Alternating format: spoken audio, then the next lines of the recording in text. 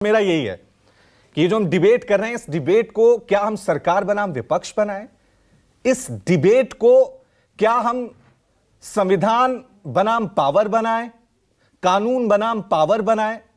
क्योंकि जिस तरह से विपक्ष आरोप लगा रहा है कि सरकार बदले की कार्रवाई कर रही है, तो यह हमने देखा है कि जो आज विपक्ष में है, जो पहले सरकार में थे, वो भी इसी तरह की कार्रवाई करते थे। तो क्या इस डिबेट को हम इस दिशा की तरफ ले जाएं कि इस लोकतंत्र में जहां यह कहा गया था कि राज होगा कानून का, राज होगा संविधान का, लेकिन पिछले कई दशकों से हम देख रहे हैं कि राज पावर का हो रहा है, संविधान का नहीं हो रहा है। तो किस तरह से देख रहे हैं राजीव आप?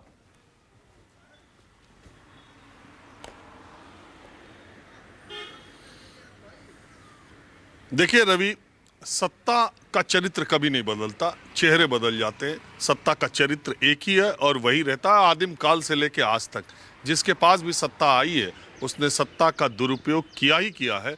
लोकतंत्र में पार्टियां करती, उसके पहले अंग्रेज करते थे, उसके पहले मुगल करते थे, उसके पहले राजा करते थे। ये हमेशा से है, जिसके पास सत्ता है वो उसका दुरुपयोग करता है और सत्ता का अपना एक अहंकार होता है, अपना एक चरित्र होता है।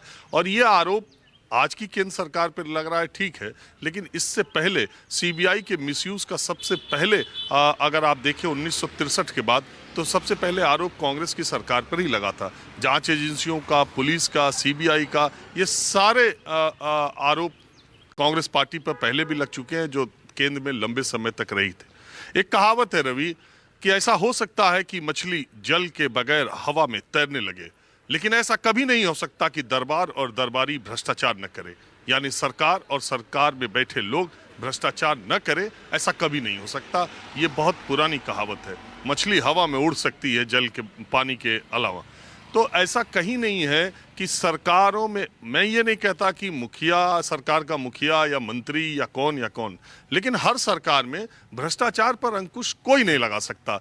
दिल्ली की केजरीवाल सरकार जब आई थी, भ्रष्टाचार के खिलाफ बड़े बड़ी बातें की थी। आपको पता है कि सारे नेताओं को भ्रष्टाचारी कह करके, और वो सब बातें इतिहास में है। लेकिन आज दिल्ली का आम आदमी, देखिए, हमको और आपको सरकारी सिस्टम से बहुत काम नहीं पड़ता।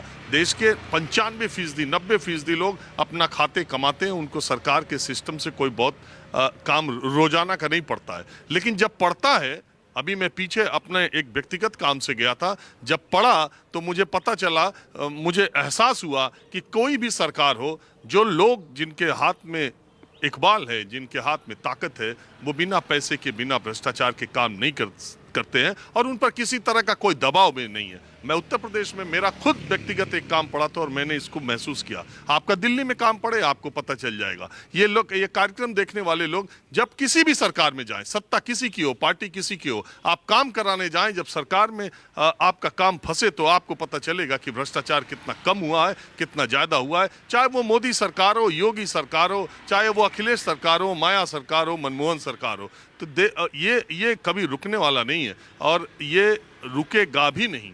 दूसरी बात यह है कि जब सत्ता में बैठे लोग, एक पार्टी विशेष के सारे हरिश्चंद्र उसी पार्टी में चले गए और दूसरी पार्टियों में सारे बेईमान लोग भरे हुए हैं, ये मान्यता भी गलत है। सरकारों में भ्रष्टाचार है। बहुत अच्छा होता अगर भारतीय जनता पार्टी की शासित राज्यों में, अगर किसी एक राज्य में अगर एक जांच हो जाती, एक छापा पड़ जाता। एक पड़ा था कर्नाटक में, 8 करोड़ या 6 करोड़ रुपए मिले, अगले दिन जमानत हो गई। मनीष सिसोदिया का मनी ट्रेल अभी तक पता नहीं चला है। उनकी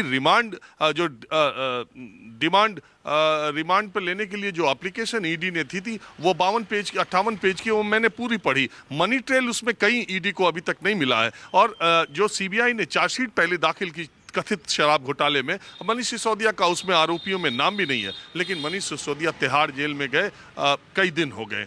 तो सवाल यही उठता है, सवाल यही उठेगा, 8 करोड़ रुपए जिसके घर से, जिसके ऑफिस से बरामद होते हैं, उसको बेल मिल जाती है, और जिसका मनी ट्रेल नहीं है वो तिहाड़ के जेल के भीतर है, तब सवाल उठता है। वही हेमंत बिस्वा शर्मा जब कांग्रेस में रहते हैं तो आप उनके भ्रष्टाचार की जननी कहते हैं, जब भारतीय जनता पार्टी के चीफ मिनिस्टर बन जाते हैं तो वो हरिश्चंद्र हो जाते हैं। यही येदियुरप्पा जब कर्नाटक में बीजेपी के साथ नहीं होते हैं तो अमित शाह क्या कहते हैं, और जब येदियुरप्पा बीजेपी में आ जाते हैं तब ठीक हो जाते हैं। यही एकनाथ शिंदे और उनके कैंप के आधा दर्जन से ज्यादा विधायकों पर सीबीआई और ईडी के सम्मन पहुंचते हैं, लेकिन जब वो सरकार में शामिल हो जाते हैं तो ईडी और सम्मन को उनका पता भूल जाता है। तो ये सवाल उठना लाजमी है। लेकिन सिर्फ एक तर्क देके कि पॉलिटिकल वेंडेटा के तहत ये कार्रवाई की जा रही है, विपक्ष में जो लोग हैं कल सत्ता में जो थे वो इससे अपने आप को, अपने दामन को पाक साफ भी नहीं बता सकते, क्योंकि उनकी क्रेडिबिलिटी का भी सवाल है। उन्होंने भी ऐसा किया है और जनता की निगाहों में ये सब दिखाई देता है। मैं एक एक नेता का बता दूं, आप उनके घरों को देखिए, उनके रहन सहन को देखिए, उनके ठाट बाट को देखिए, आपको पता चल जाएगा। पहले के कई बार लोग कहते हैं कि कांग्रेस के नेताओं में यह अच्छा था कि वो जहां रहते थे वहां जैसे रहते थे वैसे ही रहते थे, उनकी कोठियां दिल्ली मुंबई में बन जाया करती थी पुराने नेताओं में। लेकिन आज के नेताओं में तो शर्म भी खत्म हो गई है। जहां वो झोपड़ी में रहते हैं वहीं वो ताजमहल बनवा के रहने लगते हैं, जहां वो साइकिल से चलते थे वहीं मर्सिडीज और ऑडी से चलने लगते हैं। ये शर्म भी उनको खत्म हो गई है और ये फासला तय करने में उनको 10-5 साल का वक्त भी नहीं लगता है।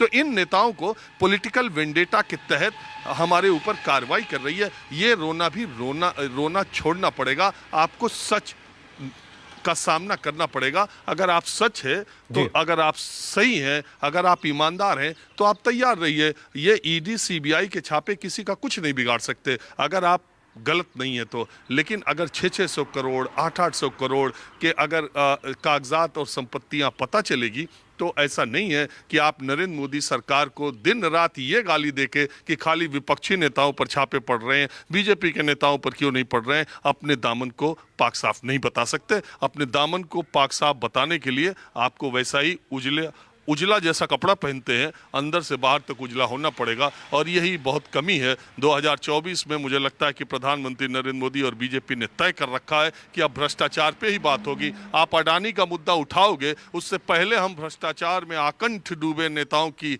ऐसी पत्री खोलेंगे कि देश के सामने सब कच्चा चिट्ठा सामने आ जाएगा। मुझे लगता है कि लड़ाई इसी तरफ होगी।